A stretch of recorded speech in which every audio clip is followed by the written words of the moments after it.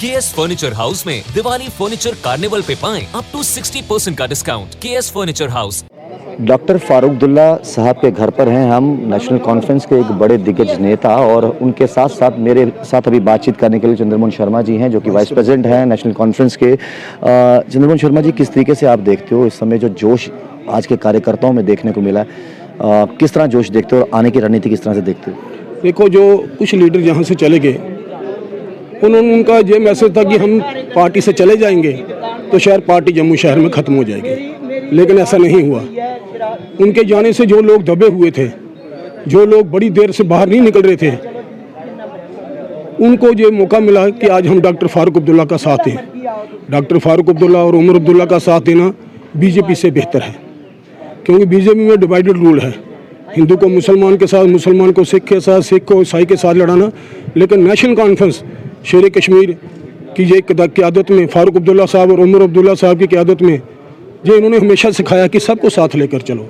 आज जितने भी नौजवान थे, ये सब सिटी के थे। सिटी के नौजवानों ने उभर कर इस नेशनल कॉन्फ्रेंस का दामन थामा।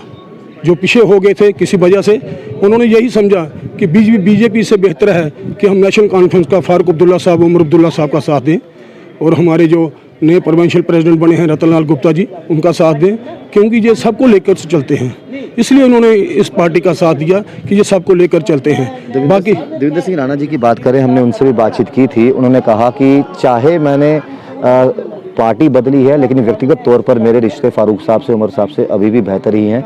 ये कई बार क्या होता है, इंसान निजी और प्रोफेशनल ज़िंदगी को अलग अलग रखता है, वो अभी उन्होंने यही चीज़ कही है। कैसा लगता है आपको कि अभी जिन्होंने कहा था कि बीजेपी में नहीं कभी जाऊंगा, एक यकायक फैसला ले लेना सुरजीत सिंह सिलाथिया का, देवेंद्र सिंह राणा का, आपको लगता है कि ये अभी भी दो तरफा बयान आ रहा है? बात यह है कि उनके निजी संबंध क्या हैं, वो तब तक ही होते हैं जब पार्टी में हो आदमी। ऐसे तो जब जम्मू शहर में कितने लोग हैं जो, वो भी हमारे भी वाकिफ हैं, लेकिन जब पार्टी का मसला आता है तो फिर उसमें रिश्तेदारी नहीं चलती है। पार्टी में रिश्तेदारी एक तरफ, पार्टी बाजी इधर। बाप किसी और पार्टी में होता है तो बेटा किसी और पार्टी में, उससे कोई फ़र्क नहीं पड़ता, कोई उनके रिलेशन नहीं ख़त्म हो जाते हैं। लेकिन मैं ये बात बताना चाहता हूँ कि इनके जाने से पार्टी मजबूत हुई है, पार्टी कमज़ोर नहीं हुई है। अगर राणा साहब गए हैं, पता नहीं उनको क्या प्रेशर था क्या नहीं था, इसके बारे में हमें ज़्यादा मालूम नहीं है, लेकिन ये हम बात बता देना चाहते हैं जम्मू शहर के लोगों को कि फारूक अब्दुल्ला और उमर अब्दुल्ला साहब जितने मजबूत हैं, जितने पहले थे उससे ज़्यादा मजबूत उभर कर आए हैं।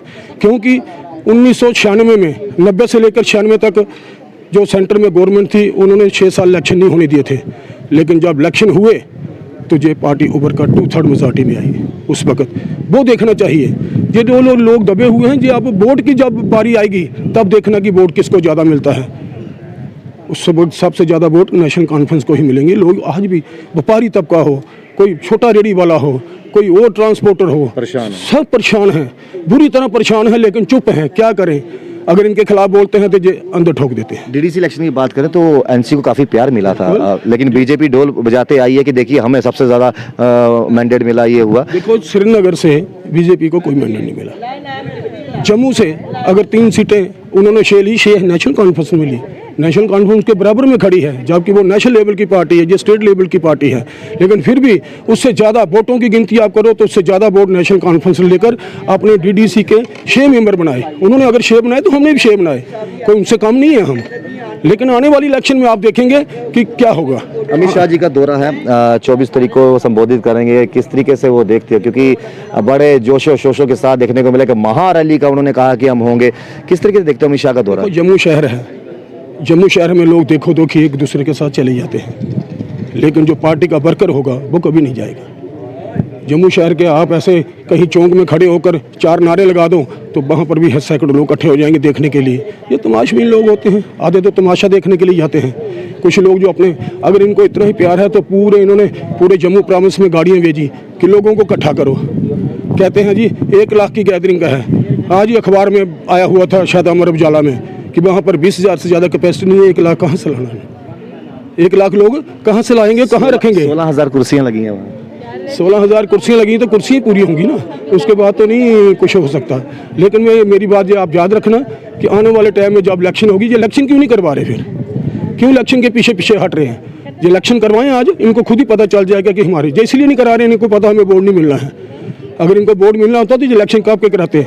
आज 4 साल तो चौथा साल लगा हुआ इलेक्शन के लिए, ये इलेक्शन नहीं करवा रहे। इनको डर है कहीं यही जम्मू कश्मीर में सरकार जो हमारे हाथ से न चली जाए। बहुत बहुत शुक्रिया कि कीमती समय के लिए। और इन्होंने साफ तौर पे कहा कि इनको डर है कि इलेक्शन इसलिए नहीं करा रहे कहीं मुंह की खानी ना पड़े।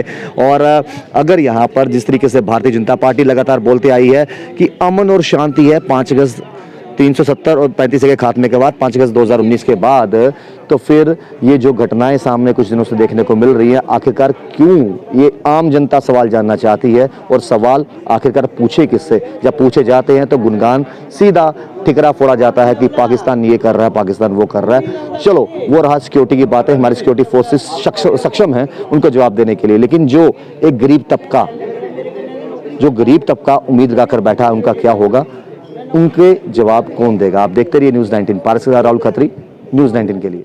केएस फर्नीचर हाउस में दिवाली फर्नीचर कार्निवल पे पाएं अप टू 60% का डिस्काउंट। KS furniture house. कभी बेड सोने के अलावा खेल का मैदान होता है, खाने की मेज पर खाने के अलावा अपनों का साथ होता है। इसीलिए तो हम कहते हैं कि एक मकान घर तब बनता है जब वो केएस फर्नीचर से सजता है।